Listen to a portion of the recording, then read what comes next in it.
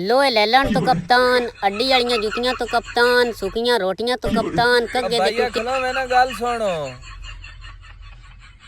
ਇਹ ਅੱਡੀ ਵਾਲੀਆਂ ਜੁੱਤੀਆਂ ਤੇ ਸੁੱਕੀਆਂ ਰੋਟੀਆਂ ਤੋਂ ਪਤੀਸਾ ਤੇ ਮਰੁੰਡਾ ਤੇ ਵਿਕਦਾ ਸੁਣਿਆ ਇਹ ਕਪਤਾਨ ਕਦੋਂ ਕੇ ਵਿਕਣ ਲੱਗ ਪਏ ਨੇ ਜਦੋਂ ਦਾ ਇਹ ਏਸ਼ੀਆ ਕੱਪ ਸ਼ੁਰੂ ਹੋਇਆ ਉਦੋਂ ਦੇ ਕਪਤਾਨ ਵੀ ਵਿਕਣ ਲੱਗ ਪਏ ਨੇ ਹਲਾ ਸਲਮਾਨ ਅਲੀ ਆਗਾ ਦੀ ਗੱਲ ਕਰਦਾ ਪਿਆ ਅਯੋ ਸੇ ਨਮੂਨੇ ਦੀ ਗੱਲ ਕਰਦਾ ਪਿਆ ਸਾਡਿਆਂ ਤੋਂ ਹੈ ਜੋੜਾਂ 'ਚ ਬਹਿ ਗਿਆ ਜਿਵੇਂ ਦਾ ਉਹ ਸੋਹਣਾ ਖੇਡਦਾ ਪਿਆ ਨਾ ਉਹ ਸੁੱਕੀਆਂ ਰੋਟੀਆਂ ਤੋਂ ਵੀ ਕਿਸੇ ਨਹੀਂ ਲੈਣਾ ਤਮਾਸ਼ਾ ਇਹਨਾਂ ਦਾ ਵੇਖੋ ਜਿੱਦੀ ਟੀਮ ਵਿੱਚ ਜਗ੍ਹਾ ਕੋਈ ਨਹੀਂ ਬਣਦੀ ਉਸ ਨੂੰ ਇਹ ਕਪਤਾਨ ਬਣਾ ਛੱਡਦੇ ਨੇ ਯਕੀਨ ਜਾਣ ਇਸ ਨਾਲੋਂ ਮੋਹਸਨ ਨਕਵੀ ਮੈਨੂੰ ਸਿਲੈਕਟ ਕਰ ਲੈਂਦਾ ਨਾ ਉਸ ਨਾਲੋਂ ਮੈਂ ਵੱਲ ਖੇਡ ਬੈਣਾ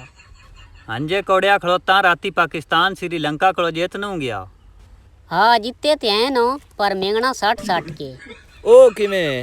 130 ਬੱਤੀਆਂ ਦਾ ਟਾਰਗੇਟ ਆਇਆ ਸਾਡੇ 50 ਸਕੋਰਾਂ ਤੇ 4 ਆਊਟ ਹੋ ਗਏ ਨੇ ਤੇ ਟੀਮ ਦਾ ਬੇੜਾ ਸੰਭਾਲਣ ਵਾਸਤੇ ਕਪਤਾਨ ਸਾਹਿਬ ਗਰਾਊਂਡ ਵਿੱਚ ਆਏ ਤੇ ਬੱਬਲ ਇੰਜ ਖਾਂਦਾ ਪਿਆ ਜਿਵੇਂ ਇਸ 3 ਓਵਰਾਂ 'ਚ ਮੈਚ ਮੁਕਾ ਛੱਡਣਾ ਇਸ ਨਮੂਨੇ ਤੇ ਉਮੀਦ ਤੇ ਕੋਈ ਨਹੀਂ ਪਰ ਰਸ ਲਾ ਕੇ ਬੈਠੇ ਰਹੇ ਆ ਪਤਾ ਨਹੀਂ ਅੱਜ ਕਪਤਾਨ ਖੇਡ ਜਾਵੇ ਵਾਤੋਂ ਖੇਡਿਆ ਕੋਈ ਨਾ ਖੇਡਣਾ ਉਸ ਛਣਕਣਾ ਅਗਲੇ ਓਵਰ 'ਚ ਹੀ ਆਊਟ ਹੋ ਗਿਆ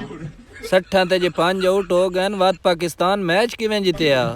ਅਯੋ ਹੁਸੈਨ ਤਲਤ ਤੇ ਨਿਵਾਜ਼ ਖੇਡ ਗਿਆ ਨਹੀਂ ਜਿਸ ਦੀ ਵਜ੍ਹਾ ਤੋਂ ਸਾਡੀ ਇੱਜ਼ਤ ਬਚ ਗਈ ਮੈਚ ਜੋ ਜਿੱਤ ਗਏ ਹਨ ਵਾਤਨ ਖੁਸ਼ ਹੋਣਾ ਚਾਹੀਦਾ ਤੂੰ ਐਡਾ ਕੋੜੇ ਹੋਇਆ ਕਿਉਂ ਹੈ ਕਿਉਂਕਿ ਮੈਨੂੰ ਹੁਣ ਦਿਸਦੀ ਪਈ ਅਸਾਂ ਫਾਈਨਲ 'ਚ ਅੱਪੜ ਵੈਣਾ ਤੇ ਸਾਡਾ ਮੈਚ ਇੰਡੀਆ ਨਾਲ ਪੈ ਵੈਣਾ